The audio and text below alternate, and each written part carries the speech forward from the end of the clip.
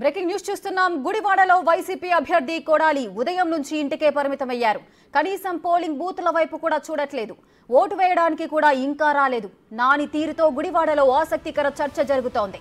గతంలో కొడాలి నాని ఉదయం నుంచి పోలింగ్ కేంద్రాలు తిరుగుతూ పోలింగ్ సరళిని పరిశీలిస్తూ ఉండేవారు. కానీ గతానికి భిన్నంగా ఇప్పటి వరకు ఇల్లు దాటి కొడాలి బయటకు రాకపోవడం ఆసక్తికరంగా మారింది.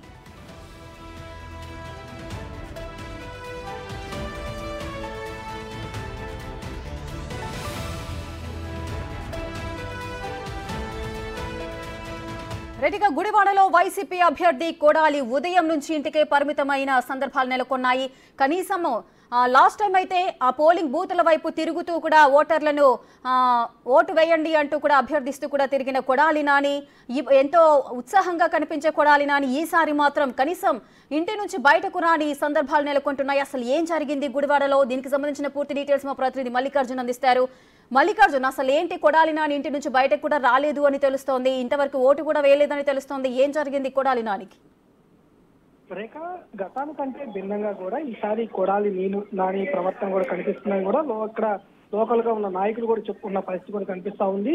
ప్రధానంగా 2004 నుంచి ఆయన రాజకీయంగా ఇటు ఎమ్మెల్యే అభ్యర్థులుగా కూడా పోటీ చేస్తూ కూడా గెలుపొందడం జరిగింది. టీడీపీ తరఫు నుంచి 2004, 2009లో కూడా టీడీపీ నుంచి పోటీ చేయడం, 2014, 19 నుంచి వైసీపీ తరఫున పోటీ చేయడం జరిగింది. ఇప్పుడు 2024లో వైసీపీ తరఫు నుంచి కూడా ఆయన పోటీ చేయడం జరిగింది. 4 సార్లు పోటీ చేసినప్పుడు కూడా ఆయన గెలుపొందడం జరిగింది.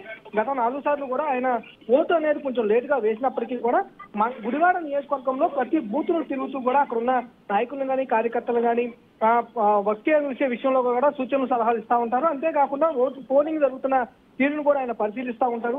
దానికి సంపట్టుగానే ఉండే అక్కడున్న నా ఓటర్లతో కూడా ఆయన మాట్లాడుతూనే ఉండేవాళ్ళు. ఎట్లా ఏదంటే ఎన్నికలకు సంబంధించి ఎలాంటి ఏర్పాట్లు చేశారు ఏంటి అనేది విషయంపై కూడా వాళ్ళని అడిగి ఆరా తీసేవాళ్ళు. పోలింగ్ సరళ గురించి కూడా చర్చిస్తూ ఉండేవాళ్ళు. కానీ ఈసారి గతానికంటే భిన్నంగా కూడా ఆయన ఇంట్లో నుంచి అసలు బయటికి రాని పక్షం కూడా కనిపిస్తా ఉంది. ఇంట్లోనే ఉండిపోయారంటూ కూడా చూసిన పక్షం కనిపిస్తుంది. ఇటు నాయకులు కార్యకర్తలు అంటే పోలింగ్ ఎప్పుడైతే సంబంధించి 2 రోజుల ముందు కూడా ప్రచారం ముగుస్తున్న నేపథ్యంలో కూడా ఆ రోజు కార్యకర్తల మధ్య కొంత వాగ్వివాదం చోటు చేసుకుంది. ఆయన వెహికల్ దిగేసి వెళ్ళిపోయిన సంఘటన కూడా జరిగింది. అంటే గుడివాడ నియోజకవర్గంలో మొత్తం వైసీపీ నాయకులు 2 విధాలుగా చీలిపోయారని కూడా ఒక టాక్ కూడా నడుస్తా ఉంది. ఆ 2 చీలిపోయిన నాయకుల మధ్య విభేదాల కారణంగానే కొడాలి నాని ఈ రోజు జరుగుతున్న ఓటింగ్ సంబంధించి కానీ పోలింగ్ సంబంధించిన బూతుల లెవెల్లో తిరగడం కూడా ఆత్మవేశాన్ని చర్చ జరుగుతున్న పరిస్థితి కూడా కనిపిస్తా ఉంది. Rekha, right, thank you Mallikarjun, thanks for the details.